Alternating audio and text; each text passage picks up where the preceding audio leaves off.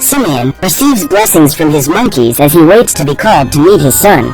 When Vladimir, his faithful advisor, finally shows up to give him news about the child, he informs him that there is a problem. The Majesty goes to his wife's chambers and discovers that, instead of just one, the queen has given birth to 2 descendants. The first to be born is a weak and thin baby who, by right, would inherit the throne. The second child is a strong, healthy-looking child. Seeing that strange creature, the sorceress decides to intervene and advises Simeon to get rid of his firstborn. She claims that the child is a mistake of nature and her people will never accept her. Influenced by the witch, the king takes advantage while his wife is still sleeping and orders Vladimir to get rid of the defective infant. Later, when the queen wakes up, she asks about her children and, before dying, asks her husband to take good care of them. Then, Simeon introduces his youngest son to the rest of the people, stating that he is the crown prince, who is now called Vanya. Meanwhile, on the king's orders, Vladimir goes to the wolf's den and tries to feed him the infant, but the baby clings to his fingers and won't let go. Looking at the little freak, the monkey considers to let him live, but changes his mind as he remembers that he owes allegiance to the king. Again, he tries to get rid of the child, and this time he manages to throw him into the wolf's mouth. However, during the fall, the ape ends up getting stuck in a vine and manages to free himself from the clutches of his predator. However, the animal does not give up eating him and manages to bite his right hand. Luckily, he is saved by a proboscis monkey who frees him from the wolf's clutches. The primate tries to teach the child to walk, but the little monkey cannot move because his right arm has stopped working. Thus, the ape takes a ride on the back of his new friend, Ian, and both walk together until Edward reaches adulthood. Generally, the two get along very well, except when Ian eats Edward's fruit. The young ape kept some figs, which were hidden in a hole covered by leaves. However, when he goes to look for them, Edward realizes that his figs are no longer there and pressures Ian to tell the truth. He believes that his friend stole the food, but soon discovers that the figs were taken by a mouse. He goes after it, in an attempt to retrieve the fruits. However, the disability limits his agility and Edward fails in the mission. To compensate for his physical limitations, he needs to think of new strategies. In that instant, he discovers that he can use the tree sap as a trap to capture the rat. However, before he can put the plan into action, Edward hears the sound of trumpets announcing the beginning of Cocoa Ball. Ian doesn't want to go to the games, as the two are often discriminated against and made fun of by the other monkeys. However, Edward manages to convince him to give those guys one more chance and they both settle into a tree to watch the show. While hanging from the vines, the players toss the ball from side to side. The goal of the game is to launch the object inside a skull that is hanging.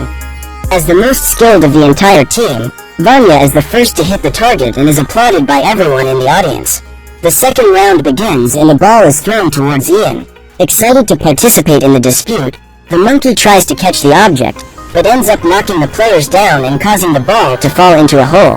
Annoyed by the game's interruption, some primates band together to beat up Ian. Meanwhile, Edward uses the sap to retrieve the ball. Curious about that new feature, the monkeys crowd around Edward. At that time, Vanya approaches and, after catching the ball, intends to continue the game. However, when he goes to throw the object, he realizes that it is stuck in his hand and enlists the help of his colleagues to get rid of it. In the midst of that confusion, the cocoa ball lands on King Simeon's head and, when trying to take it out, Vladimir ends up pulling out a tuft of the king's fur, leaving him bald. When asked who was responsible for that incident, Vladimir accuses his cousin Sergei as being the culprit. That night, Vladimir is summoned to the witch's hideout, who questions him as to why the defective child is still alive. The monkey claims that he complied with the king's orders and, after threatening him, the sorceress orders Vladimir to find a solution to that problem. Vanya was hiding and overhears the entire conversation. At that moment, he discovers that he has an older brother who should have been eliminated. Furious at the idea of losing the throne, the prince promises himself that he will take care of it. The next morning, Edward sees Ian talking to the birds. The monkey insists on talking about a white mountain, but the ape claims that such a place does not exist. Ian then reveals that the birds told him that the white mountain is real. As they argue, Sergei and Marcel appear to inform them that Edward has been summoned by the king. In front of all the apes, the king accuses Edward of practicing magic, but the ape claims that he has never practiced any kind of magic and says that all he does is a few tricks. With a handful of leaves, he makes a crown for his majesty, and soon after, he pours some water on a leaf, which allows Simeon to see his own reflection. Finally, Edward makes a throne for his king. As Simeon sways, the sorceress rushes into her lair and summons a swarm of insects to attack him. In the confusion, Simeon is knocked off his throne and thrown into the abyss. In the meantime, he manages to hold on to the tree roots and climb back up. Just as he was about to reach the surface, the roots break, the king suffers a sudden fall and faints. The witch claims that Edward is to blame for what is happening and says that the ape woke up the tree spirit to eliminate the king. So, Vanya takes advantage of the situation to get rid of his brother. He grabs Edward by the neck and throws him down into the forest. Ian tries to save his friend, but is surrounded by other monkeys and prevented from acting. When Simeon wakes up, he scolds Vanya for her actions, but now it's too late. When Edward wakes up after the fall, he spots Ian, who has descended on a vine to rescue him. However, the rope was too short and the ape cannot reach his friend's hand. Deciding to survive on his own, he leaves and runs into the middle of the forest. The young monkey finds two giant ostriches and one of them has a bunch of fruit in its mouth. In an attempt to grab one of those fruits, Edward gets up and uses only both feet for support. At that time, he discovers that he is able to walk upright and his injured arm will never stop him from moving again. Suddenly, a pack of wolves appears and the trio has to flee. Edward can only run backwards and discovers that using only 2 feet, he is able to run much faster. By watching the way the ostriches run, the young ape is able to run forward and even outrun them. Minutes later, they invade a place where some rhinos feed. The animals also start running away as the apes watch them from the top of the tree. When they reach the end of the path, the rhinos begin to roll like armadillos and Edward is about to be crushed. In order to save him, Simeon jumps in front of him and uses brute force to stop the rhinos from crushing the ape. One of the animals escapes and rows towards Edward, so the king doesn't think twice about throwing himself in front of him. When the danger passes, the young monkey gets up and discovers that Simeon sacrificed himself to save him. Before dying, the king asks him for forgiveness and claims that Edward is also his son. At that time, Vanya appears and takes his father's body home. Edward is still alone in the forest, but now he can't get Simeon's words out of his head. That night, the apes perform a farewell ritual for their late king and Vanya is about to be crowned. Even before becoming the leader of that group, the monkey gets rid of Vladimir, as he finds him guilty of not being able to eliminate his brother when he was still a baby. Sergei then takes his cousin's place and introduces Vanya's suitors. Now he will have to choose one of them to become his wife. However, after evaluating them, he decides to create a new law.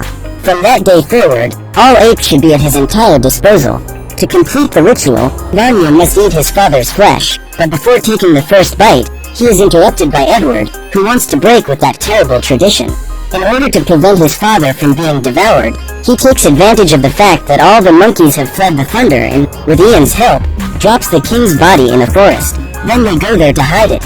Edward throws some small stones to form a tomb, but Ian places a large rock over King Simeon's body and manages to hide it completely. At that moment, lightning strikes a bush and Edward discovers that he can tame fire. He holds a stick that contains a flame until it starts to rain and the fire is put out. The storm gets more and more violent and a tornado starts approaching the tree. The primates try to hide, but Vladimir is expelled from everywhere. Upon entering the witch's chambers, the monkey is sucked into the eye of the storm, as is Edward. In the midst of that natural disaster, the ape spots dozens of other animals trying to survive, including a primate that has just separated from her family. Seeing her, Edward tries to reach her, but is thrown out.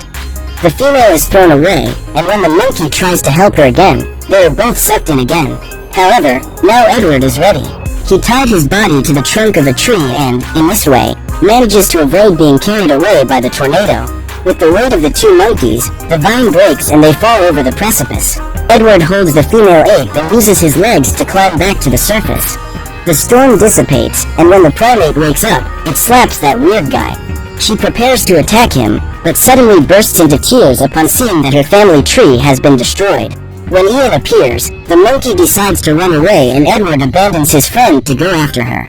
He pursues her across the valley and faces the most adverse challenges to reach her.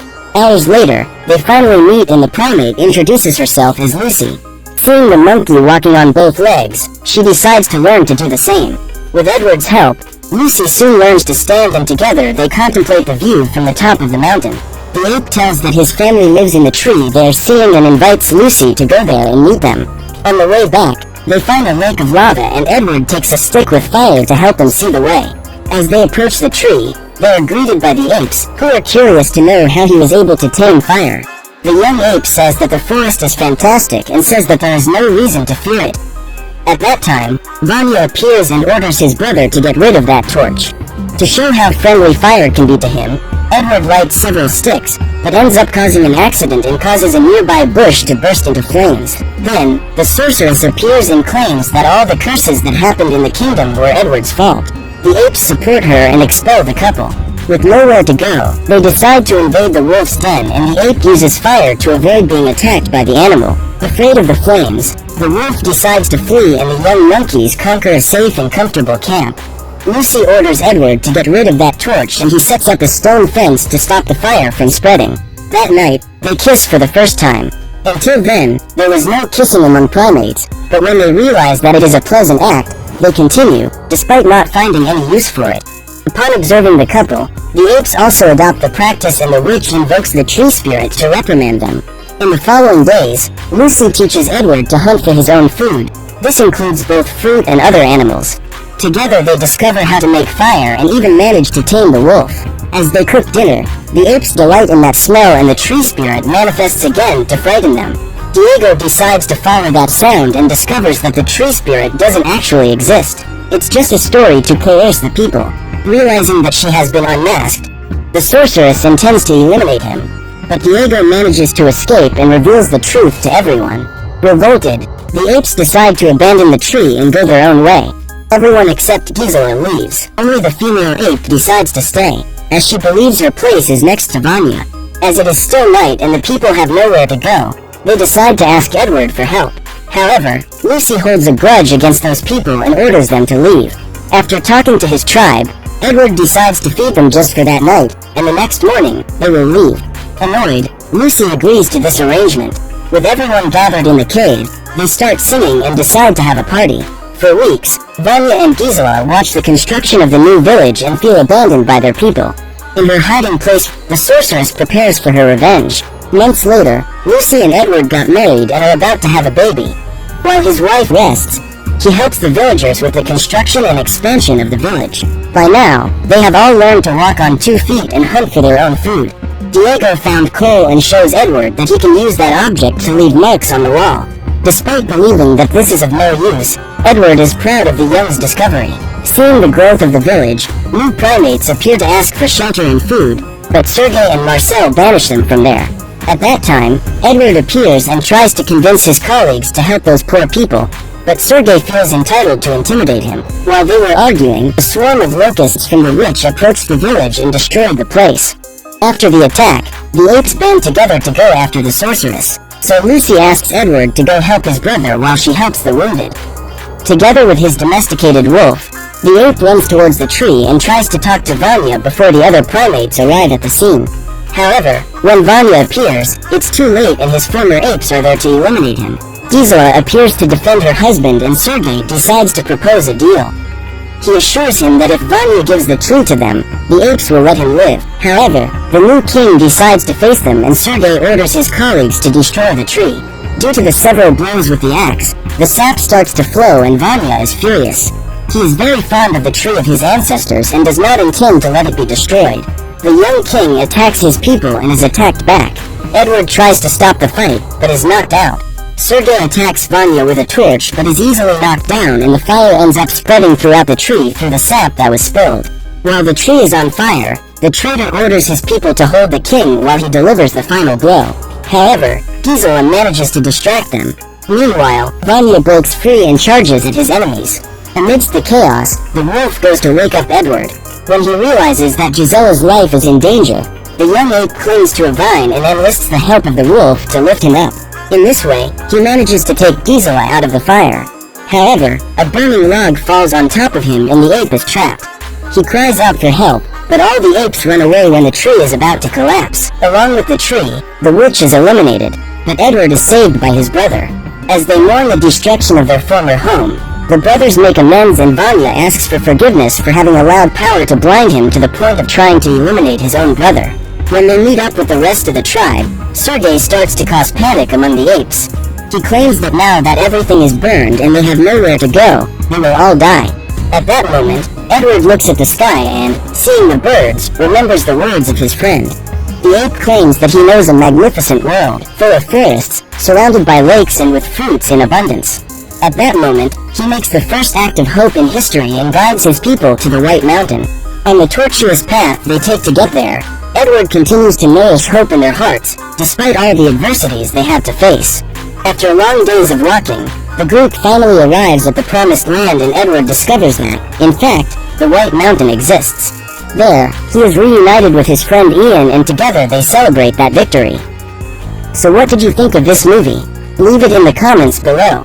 And if you liked the video, please like and subscribe for more movie recaps. See you next time.